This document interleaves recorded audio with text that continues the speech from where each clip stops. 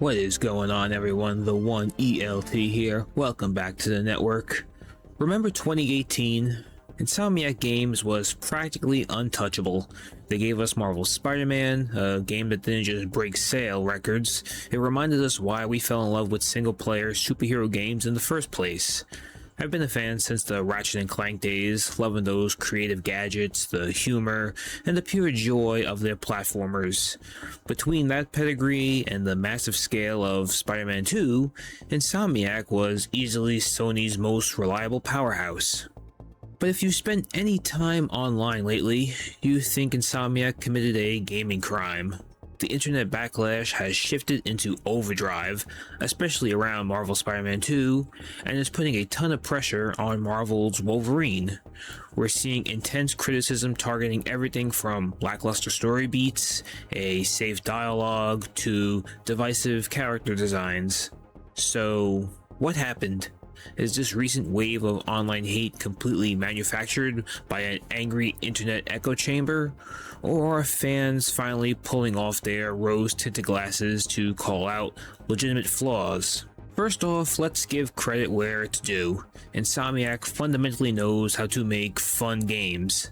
Mechanically, they are still operating at a masterclass level. Their gameplay loops are top tier by today's standards. In the Spider-Man games, the traversal is still some of the best in gaming history. Swinging through New York feels weighty, yet also entirely cinematic. It's not as free as previous Spider-Man games like the PS2 Spider-Man 2 or Web of Shadows, but I do like its balance of both. And the combat has that satisfying, fluid rhythm to it. Hardly anyone else in the AAA space is optimizing PlayStation's hardware quite like them. These are studios that clearly care about polish and player enjoyment on a core mechanical level. That's why a lot of us are sticking around. Now, the stuff that people are mad about, it's not all coming from nowhere. As a longtime fan, we have to be honest, some of these criticisms hitting the studio right now are incredibly valid. Marvel's Spider-Man 2 is the big flashpoint in my opinion. On the surface, it's bigger and flashier, but the story felt lackluster. I know I said this a bunch of times, but it really did. In places, it's suffering from a rushed third act where major character arcs didn't quite land or didn't even make any sense if you look at it. Then there's the dialogue and tone. A common legitimate complaint is that it feels too safe. Polished, corporate, almost HR approved at times. The quips are there, but they sometimes lack that raw, snarky, or emotional messy edge that makes Spider-Man feel alive. The characters are constantly over-explaining their feelings like they're in a therapy session rather than fighting supervillains, and it lacks that raw, dramatic punch that we all know that the studio can deliver. Character designs have also drawn heavy fire. When you drop a highly anticipated climax to a game, and your main character swings out looking like a walking billboard for a sneaker brand, complete with his hair sticking out of the mask, it breaks immersion.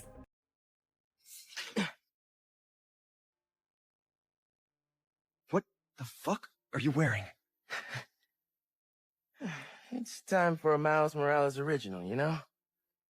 One of one. That shit's ass, bro. Even Mary Jane's updated look became a lightning rod for debate. Whether you think the internet overreacted or not, these choices felt less like organic character evolution and more like decisions that were mandated by a committee. A not-so-sweet little baby committee, for that matter. These aren't just random trolls yelling into a void. Plenty of thoughtful reviews pointed out these exact shortcomings.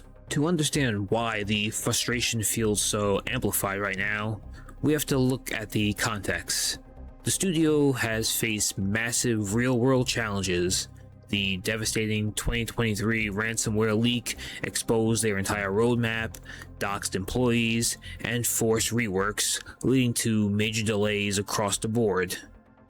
You add in an external hit and the studio's leadership changes like founder Ten Price retiring, and it's easy to see why a studio stretched thin might let some narrative cracks show. But here is where the line gets crossed and where the hate absolutely becomes forced, in my opinion. We live in an era where negativity equals engagement.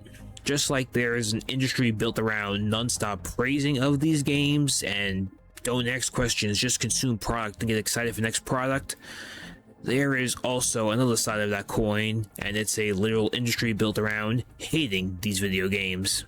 Some academic research on digital gaming spaces note that a subset of online commentators frequently weaponize moral panics around gaming content, turning minor creative choices into massive culture wars just to drive for clicks and engagement. It's gotten to the point where every time a developer features a diverse protagonist or characters who don't fit a hyper stylized standards, there's this loud corner of the internet that treats it like a conspiracy. Sometimes they're right. For example, the Mary Jane thing, I could 100% get behind that. She looks completely awful compared to their previous game. But also, there are some people out there that are trying to tell you that the new Lara Croft design looks ugly. Would you prefer a male companion? When people claim Insomniac is washed or that their games are unplayable garbage, that's just bandwagoning and forced doomerism. It's performing for an algorithm. So where does that all leave us? Well, the hate isn't all forced. There is real substance to the criticisms of the narrative pacing and sanitized dialogue. Insomniac is at a crossroads, and they need to trust their writers to take off the safety harness. But writing them completely off after one bad story in a game during a historical brutal development cycle, that feels incredibly premature. Studios can evolve, and feedback always helps them improve. I feel like they've earned the benefit of the doubt, and that's why I am still looking forward to Marvel's Wolverine. The gameplay looks brutal and aggressive, claws tearing through environments, a grounded, violent tone. It feels like the exact opposite of safe. Wolverine is the perfect character for them to go all in on, raw, unfiltered energy.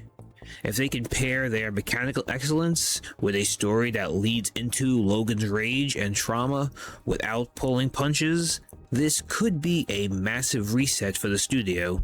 But I guess only time will tell. September 15th will be here before you know it, and like I said, I can't wait to play it, and hopefully it is a hit for Insomniac and a turning point for them to start steering the ship back in the right direction. But I want to know, what do you think? Is the backlash mostly fair criticism, completely overblown, or a little bit of both? Let me know in the comment section down below. I will say keep it civil, but then again, this is the internet. Nothing is civil on the internet.